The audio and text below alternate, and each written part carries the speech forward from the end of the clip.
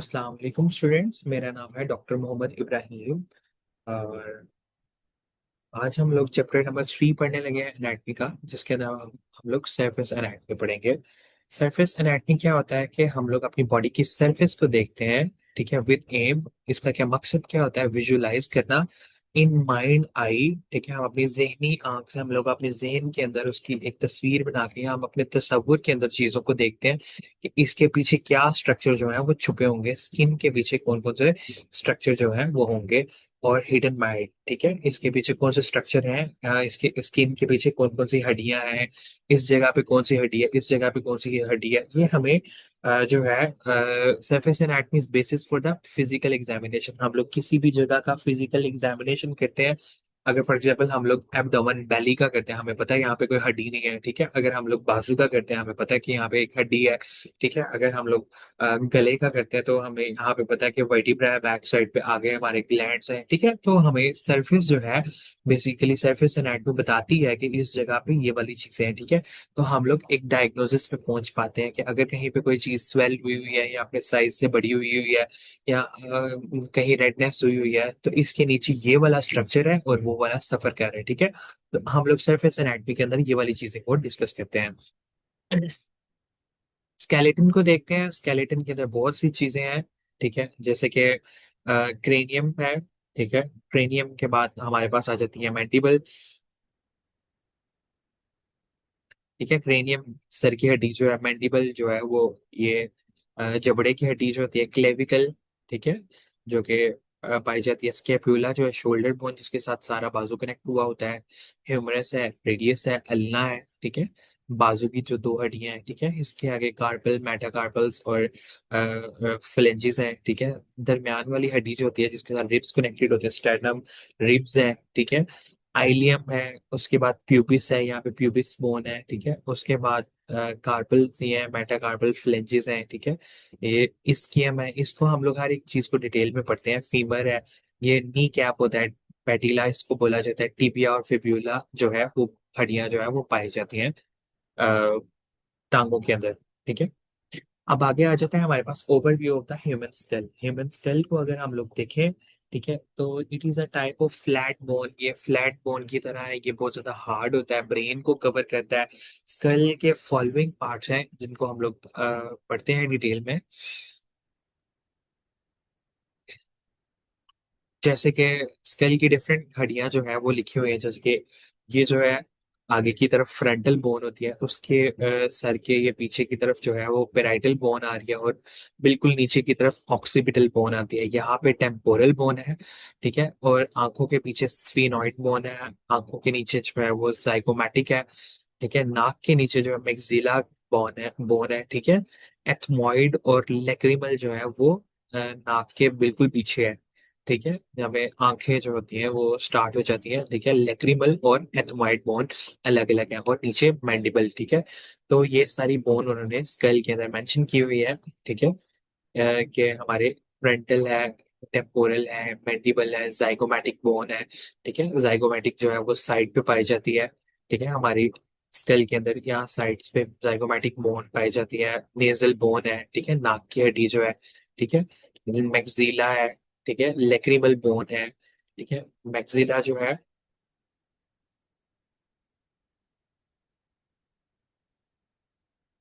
ये ऊपर वाले जबड़े को हम लोग मैक्सिला बोलते हैं। ये ऊपर वाला जो जबड़ा होता है, ठीक है, उसको हम लोग मैक्सिला का नाम देते हैं। लेक्रिमल बोन है, ठीक है। उसके बाद पेराइटल बोन है। उसके बाद हमारे पास एथमॉइड और स्फीनॉइड बोन है। ये सब चीजों को हम लोग जो है वो डायग्रामेटिकली जो है वो, ये मैक्सिला है, ठीक है। ये एथमॉइड और लेक्रिमल हमें, ये नेजल बोन है, ये नाक की हड्डी जो होती है बिल्कुल, ठीक है। जाइगोमैटिक ये साइड के ऊपर, मैंडिबल के नीचे है। इस तरह से जो है ये एनाटॉमी ऑफ स्केल है। इसके आगे हमारे पास नेक्स्ट टॉपिक आ जाता है overview of the upper limb. जो अपर लिम्ब हमारे पास आता है, अपर लिम्ब के अंदर, ठीक है, ऊपर वाला जो बाजू कंप्लीट जो आता है उसको हम लोग, उसके तीन हिस्से हैं, फोर आर्म, आर्म और हैंड, ठीक है। फोर आर्म जो ऊपर वाली बाजू है, ठीक है, और ये जो यानी कि ये जो बाजू मेन होती है हमारी, ठीक है, और ये हैंड है, ठीक है। फोर आर्म, आर्म और हैंड, ठीक है। फोर आर्म जो है ये वाला हिस्सा जो है,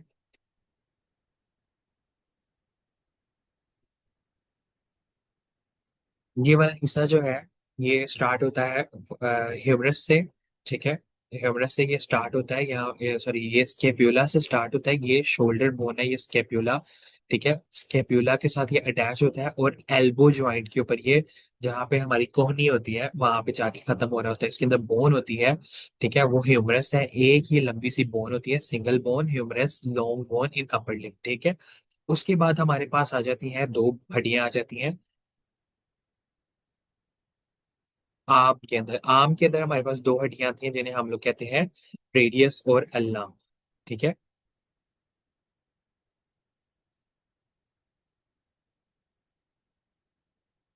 आम के अंदर हमारे पास दो हड्डियां आ जाती हैं जिन्हें हम लोग रेडियस और अल्ना का नाम देते हैं। ये रेडियस आ जाती है हमारे पास, just wait for a while, sorry. Okay, ये हमारे पास रेडियस आ जाती है। ठीक है, और ये हमारे पास अल्ना आ जाती है। ठीक है, ये दोनों जो है रीजन के अंदर लार्जर बोन्स हैं। ठीक है, ये एक दूसरे के ऑपोजिट होती हैं, यानी कि आमने सामने होती हैं। ठीक है, उसके बाद in the start of the hand there are 8 little bone, हाथ के शुरू में जो है 8 छोटी छोटी हड्डियां होती हैं, ये 1 2 3 4 5 6 7 8, यहाँ पे जिन्हें हम लोग कार्पल्स का नाम देते हैं। ठीक है, कार्पल्स, उसके बाद हमारे पास 5 मेटाकार्पल्स आती हैं, पांच जो है वो 1 2 3 4 5, ये 5 मेटाकार्पल्स हैं, ये जो सीधी सीधी हड्डियां सी हैं। ठीक है, 5 मेटाकार्पल्स आ जाती हैं। ठीक है, उसके बाद जो है 14 फ्लेंजेस आ जाती हैं, यानी कि 14 जो है वो उंगली की हड्डियां आ जाती हैं, क्योंकि अंगूठे के अंदर जो होता है हमारा थंब होता है उसके अंदर दो हड्डियां होती हैं, और बाकी सारी फिंगर्स के अंदर तीन तीन जो है वो बोन्स होती हैं, 1 2 3 4 5 6 7 8 9 10 11 12 13 और 14 फ्लेंजेस आ जाती हैं हमारे पास। ठीक है, इस तरह से जो एनाटॉमी ऑफ अपर लिप जो है वो कंप्लीट हो जाती है, यानी कि ऊपर जो अपर लिम्ब है उसके अंदर जितनी भी बोन्स है वो उसको हम लोगों ने डिस्कस कर लिया। अब हमारे पास लोअर लिम्ब आ जाता है। लोअर लिम्ब के अंदर थाई बोन होती है, नी और फुट। ठीक है, थाई बोन, उसके बाद हमारे पास नी आ जाती है, यानी कि घुटना आ जाता है, और उसके बाद फुट आ जाती है। अब हम लोग सबसे पहले थाई को डिस्कस करते हैं। थाई क्या है? ये upper portion in the upper limb. ठीक है, ये ऊपर वाला हिस्सा है अपर लिम्ब के अंदर। बेसिकली ये कौन से वाला हिस्सा है, अपर पोर्शन है अपर लिप के अंदर।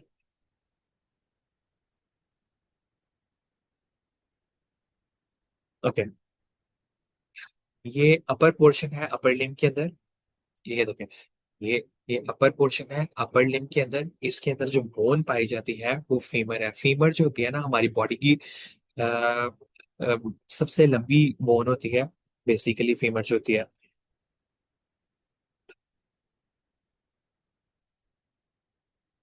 Okay, femur starts from the pelvic girdle to knee. ठीक है, फीमर जो है वो पेल्विक ग्रिडल है, this area is known as pelvic girdle. इस एरिया को हम लोग जो है वो पेल्विक ग्रिडल कहते हैं। फीमर जो है पेल्विक ग्रिडल्स ग्रिडल से स्टार्ट होती है और नी तक जाती है, यानी कि ये हड्डी जो होती है फीमर की, ये पेल्विक ग्रिडल से स्टार्ट होती है और नी तक जाती है। ये large bone of the lower limb. ठीक है, ये लोअर लिम्ब की सबसे लंबी हड्डी है और ये सिंगल बोन बोन होती है। ठीक है, उसके बाद लेग आ जाते हैं हमारे पास। Leg, technically it starts from the knee to the ankle. Leg जो है, अगर आप टेक्निकली देखें तो ये नी घुटने से स्टार्ट होती है, एंकल तक जो है टखने तक जाती है, यहाँ पे हमारा टखना होता है तो यहाँ तक जाती है। ठीक है, इसके अंदर दो हड्डियां होती हैं, टिबिया एंड फिब्यूला। ठीक है, ये टिबिया जो है वो अंदर वाली साइड पे जो है जरा हैवी बोन होती है, यहाँ थोड़ी सी यानी कि मीडियल लाइन क्या होती है, हम लोगों ने फर्स्ट चैप्टर के अंदर डेफिनेशन पढ़ी थी कि बॉडी के अगर दरमियान में से कोई लाइन गुजर रही हो, बिल्कुल दरमियान में से, तो वो मीडियल लाइन, तो मीडियल लाइन की तरफ होती है टिबिया। ठीक है, ये टिबिया बोन है और ये मीडियल लाइन की तरफ है। ठीक है, तो ये टिबिया है और ये मीडियल लाइन की तरफ है, ये टिबिया है तो ये मीडियल लाइन की तरफ है, तो इसको हम लोग टिबिया कहेंगे, और ये जो स्मॉलर बोन है पीछे वाली साइड पे उसको हम लोग फिब्यूला का नाम देंगे। ठीक है, टिबिया जो लार्जर बोन है पूरी बॉडी का वजन उठाती है, फिब्यूला जो है वो मसल्स के साथ अटैच होती है, जो कि हमें चलने फिरने के अंदर हेल्प करती है। ठीक है, उसके बाद हमारे पास आ जाते हैं पेटिला। पैटिला जो है वो नी कैप को कहते हैं। हम हमारा जो घुटने के ऊपर एक कैप टाइप का होता है, ठीक है, जिसको हम लोग नी कैप का नाम देते हैं। ठीक है, नी कैप ये फीमर को कनेक्ट करता है। फीमर और टिबिया जो है इनको कनेक्ट करता है, यानी कि फीमर और टिबिया इन दो हड्डियों को आपस में कनेक्ट करता है। इसकी ट्राइंगुलर शेप होती है या सिस्मॉइड टाइप की शेप होती है। ठीक है, ट्राइंगल सी या सिस्मॉइड मतलब इस तरह की शेप होती है। ठीक है, फुट के अंदर हमारे पास 7 टार्सल्स आती हैं, छोटी छोटी हड्डियां आती हैं 7। ठीक है, 7 छोटी छोटी हड्डियां आती हैं इसके अंदर। उसके बाद 5 मेटाटार्सल्स आती हैं इसके बाद, 1 2 3 4 5। ठीक है, मेटाटार्सल। और आगे 14 जो है वो हड्डियां आती हैं उंगलियों की, या हमारी जो है फिंगर्स जो होती हैं, फुट की जो फिंगर्स होती हैं उनको हम लोग फ्लेंजेस कहते हैं। और फ्लेंजेस की बोन्स आ जाती है हमारे पास। इसके बाद हमारे पास नेक्स्ट टॉपिक आ जाता है वर्टिब्रल कॉलम का। वर्टिब्रल कॉलम के अंदर हम लोग डिफरेंट चीजें पढ़ते हैं।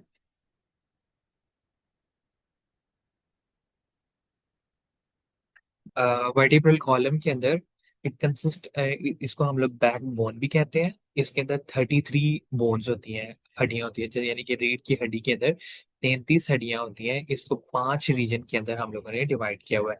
Cervical region, thoracic region, lumbar region, sacrum region और कोकाइक्स रीजन। ठीक है, तो अगर हम लोग इसको एक विजिबल डायग्राम के थ्रू देखें तो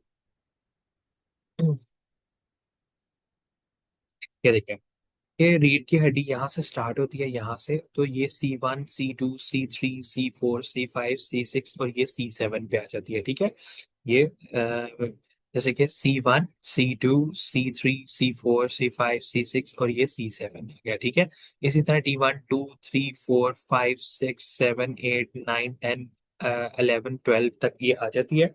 ठीक है, ये T1 से लेके ये T12 तक है। ठीक है, उसके बाद ये लंबर रीजन आ जाता है, जहाँ पे हम हमारी बैली होती है। ठीक है, थोरैसिक रीजन जहाँ पे हमारे फेफड़े होते हैं या रीढ़ की हड्डी वगैरह होती है। ठीक, सॉरी, रिब्स वगैरह होती हैं। ठीक है, पसलियां वगैरह होती हैं, ये उस जगह पे होता है थोरैसिक रीजन। उसके नीचे ये हमारा जहाँ पे बैली वगैरह होती है, पेट वगैरह होता है, ये लब रीजन वहां पे होता है। और इसके नीचे सैक्रम होती है, ये भी 5 हड्डियां होती हैं, 1 2 3 4 5। ठीक है, लेकिन ये आपस में जुड़ी होती हैं और ये एक ही बोन को अपीयर कर रही होती है। उसके नीचे कोकाइक्स रीजन आ जाता है। ठीक है, तो बैक टू आवर टॉपिक। ठीक है, फर्स्ट 7 जो है वर्टिब्रा, उनको हम लोग सर्वाइकल वर्टिब्रा, हमें फ्लेक्सिबिलिटी देती हैं काम करने के अंदर, गर्दन मोड़ने के अंदर।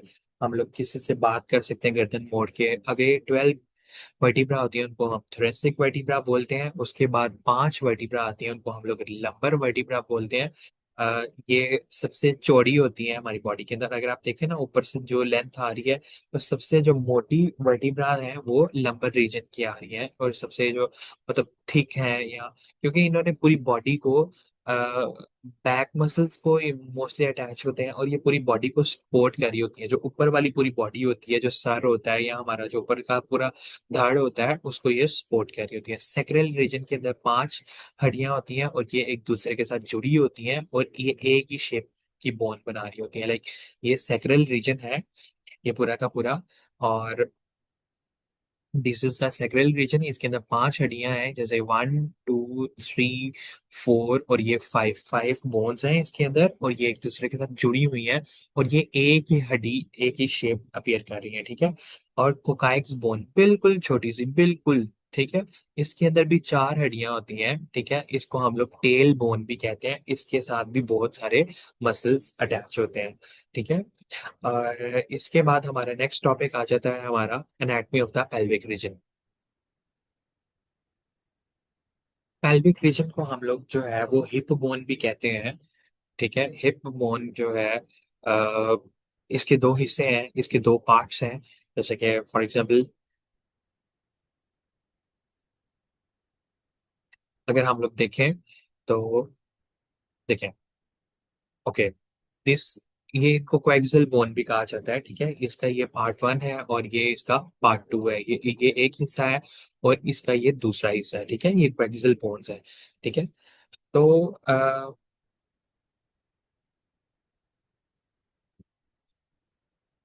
हिप बोन को हम लोग it consist of two coaxial hip bones, ठीक है, ये दो हड्डियों के ऊपर मुश्तमिल है, एक ये और एक ये, ठीक है। और इसके अंदर अगर हम लोग बात करें,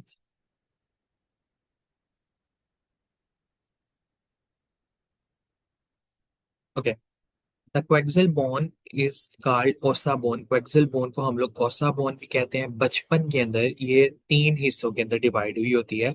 बचपन के अंदर ये जो कोएक्सियल बोन है इसको हम लोग ओसा बोन भी कहते हैं। ये तीन हिस्सों के अंदर डिवाइड हुई होती है, यानी कि तीन पार्ट्स के अंदर। Ilium, second part is ischium and third part is pubic bone, ठीक है। यानी कि this part is known as ilium, ठीक है। ये बैक पे पार्ट है, इसको हम लोग इस्कियम का नाम लेते हैं, और ये थर्ड पे जो है वो प्यूबिक बोन है। ये इसको गलत लिखा गया है, ये पब्लिक बोन जो है, ये पब्लिक बोन नहीं, प्यूबिक बोन है, ठीक है। ओके, अगर हम लोग इसको ड्रामेटिकली देखें तो यहाँ पे ये रेड कलर का जो पार्ट है दैट इज द आइलियम, ठीक है, और ये वाला आइलियम है, ठीक है। ये जो पार्ट है ये प्यूबिस बोन है, ठीक है, और ये वाला जो पार्ट है ये इस्कियम है, ठीक है। ये जो है इसके तीन हिस्से हैं, ठीक है। अब वो अगली बात कह रहा है, अडल्टहुड, अडल्ट में जब है तो ये तीनों बोन्स जो होती हैं ये फ्यूज हो जाती हैं एक दूसरे के साथ, और एक सिंगल हड्डी बना लेती हैं। ये बिल्कुल एक ही बोन बना लेती हैं, एक ही, ये एक कोएक्सियल बोन है और ये एक कोएक्सियल बोन है। बैक साइड पे दो हड्डियां होती हैं।